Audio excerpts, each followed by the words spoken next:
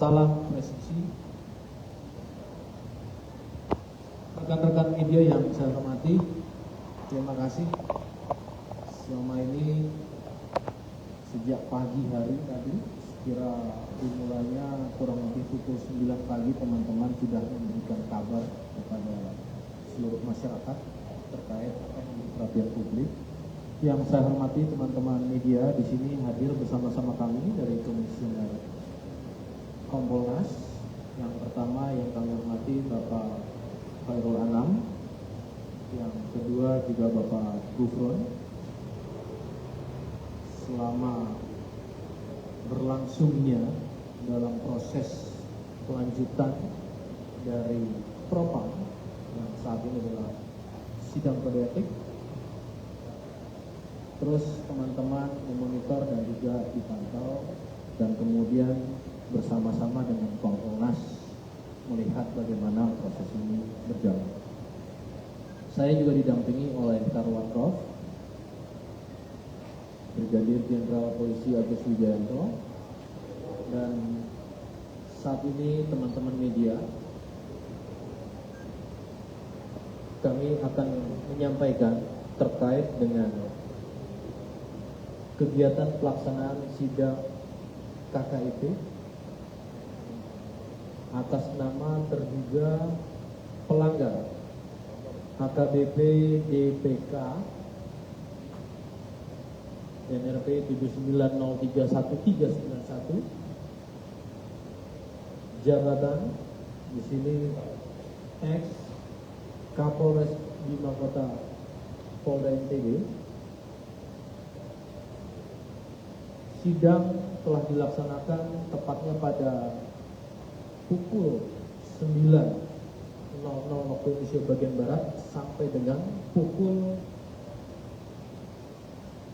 17.00 waktu Indonesia bagian Barat pada hari Kamis tanggal 19 Februari 2026. Tempatnya adalah di ruang sidang di Propam Polri, Gedung TNCC lantai 1 Mabes Polri. Perlu diketahui oleh rekan-rekan media, untuk sidang komisi ini terdiri dari beberapa personel. Yang pertama adalah selaku ketua komisi adalah Inspektur Jenderal Polisi Dr. Andes Merdisyam MSI, jabatan beliau adalah Wairwasu Polri. Yang kedua wakil ketua komisi yaitu Brigadir Jenderal Polisi Agus Wijayanto SHSIK MH, Karwatprof di Propam Polri. Kemudian untuk susunan keanggotaan komisi yang terdiri dari Komisaris Besar Polisi Heri Setiawan SIK MH, Kabag Binetika Rawatprof di Propam Polri. Yang berikutnya selaku anggota komisi adalah Komisaris Besar Polisi Agung Adi Kurniawan SH selaku Auditor Itwil 5 Itwasu Polri, dan selaku anggota komisi lainnya adalah Komisaris Besar Polisi Rohmat Hari Purnomo SIK MSI, Kabag Dirdim Rawapers SSDM Polri. Teman-teman, pada sesi proses sidang komisi ini tadi teman-teman banyak menanyakan berapa saksi yang dihadirkan. Perlu kami sampaikan di sini, yang pertama, jumlah saksi ada 18. 18 ini terbagi menjadi yang hadir sebanyak 3 orang, yaitu atas nama AKBP AS, kemudian Aibda DA, dan Saudari MA. Sedangkan ke-15 orang saksi lainnya melalui sistem Zoom meeting, ya, conference, video conference, yaitu terdiri dari yang pertama Kompol H, AKP M, Ibda BFN, Ibda RP, Bribka RN, Brigadir CF, Brigadir AG, Brigadir PR, Bribda TA, Bribda RR, kemudian saudari DP, kemudian saudari DS, saudari NRR, saudari RS, dan terakhir adalah saudara R. Jadi seluruhnya berjumlah 15. Rekan-rekan media yang saya hormati, perlu kami sampaikan pada proses hasil pemeriksaan sidang komisi telah didapat suatu wujud perbuatan di mana terduga pelanggar telah meminta dan menerima uang melalui Kasat Res Narkoba Polres Bima Kota atas nama AKPM atau yang kemarin disebutkan adalah inisial AKPML, ya, yang bersumber dari pelaku bandar narkotika di wilayah Bima Kota. Saya ulangi, dari bandar narkotika di wilayah Bima Kota melakukan penyalahgunaan narkotika dan melakukan kegiatan penyimpangan dalam kegiatan sosial asusila. Teman-teman media, maka dengan wujud perbuatan tersebut terhadap AKBP DKP, maka pasal yang diterapkan dan tentunya adalah pasal yang dilanggar oleh terduga pelanggar adalah pertama pada pasal 13 ayat 1 PP nomor 1 tahun 2003 tentang pemberhentian anggota Polri Jonto pasal 5 ayat 1 huruf B Perpol nomor 7 tahun 2002 tentang kode etik profesi dan komisi kode etik Polri yang berbunyi anggota kepolisian negara Republik Indonesia dapat diberhentikan tidak dengan hormat dari Dinas Kepolisian Negara Republik Indonesia karena melanggar sumpah atau janji anggota Kepolisian Negara Republik Indonesia, sumpah atau janji jabatan dan atau kode etik profesi kepolisian negara Republik Indonesia. Jonto, setiap pejabat Polri dalam etika kelembagaan wajib menjaga dan meningkatkan citra, soliditas, kredibilitas, reputasi, dan kehormatan Polri. Untuk pasal dilanggar lainnya oleh terduga pelanggar AKBP DKP pada pasal 8 huruf C angka 1 Perpol nomor 7 tahun 2022 tentang kode etik profesi dan komisi kode etik Polri yang berbunyi setiap pejabat Polri dalam etika kepribadian wajib menaati dan menghormati norma hukum.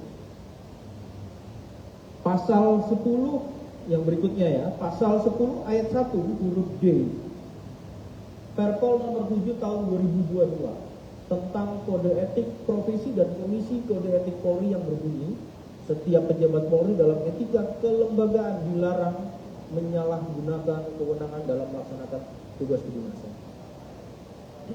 Selanjutnya pasal 10 ayat 1 huruf F Perpol nomor 7 tahun 2022 setiap pejabat Polri dalam etika kelembagaan dilarang melakukan pemufakatan pelanggaran KEPP atau disiplin atau tindak pidana.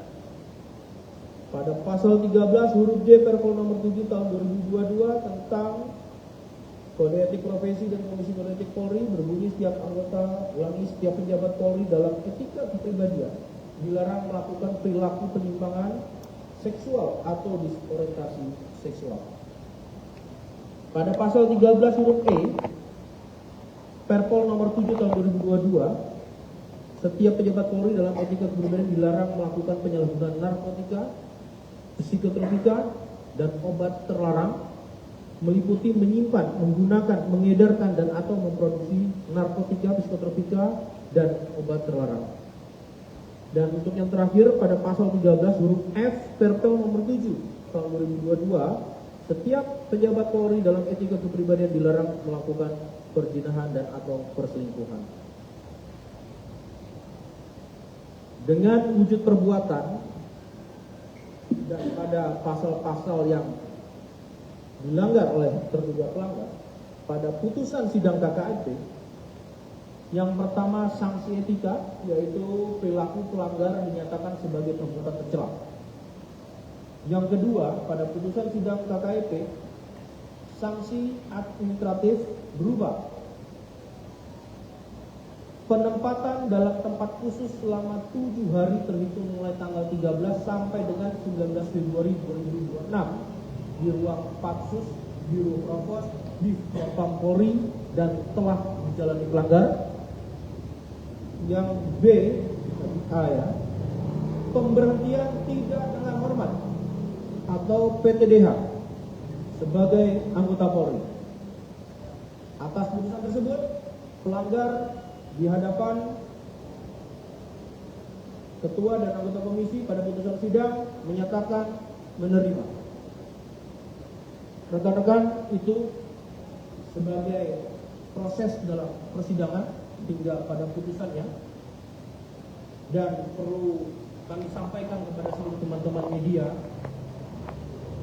bahwasannya atas instruksi Kapolri kepada Kadif Propam Polri, kami perlu menyampaikan ini merupakan suatu komitmen, suatu konsisten terhadap setiap tindakan yang tercela, dan tentu dalam hal ini kami juga menyampaikan dengan masih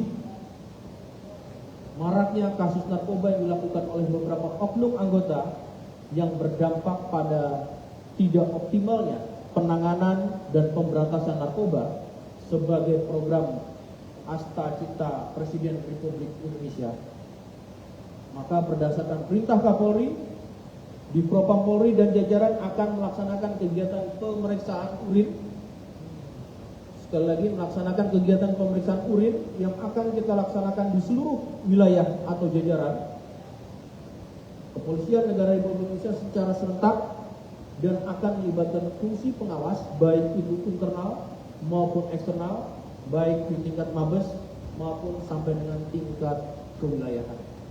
Itu rekan-rekan yang bisa kami sampaikan, dan sekali lagi kami mengucapkan terima kasih atas perhatian teman-teman media bisa menginformasikan bentuk wujud komitmen dan konsisten Polri terhadap individu anggota yang melakukan perbuatan tercela, maka tentu akan diberikan tindakan secara tegas, terukur, secara fakta hukum yang berlaku.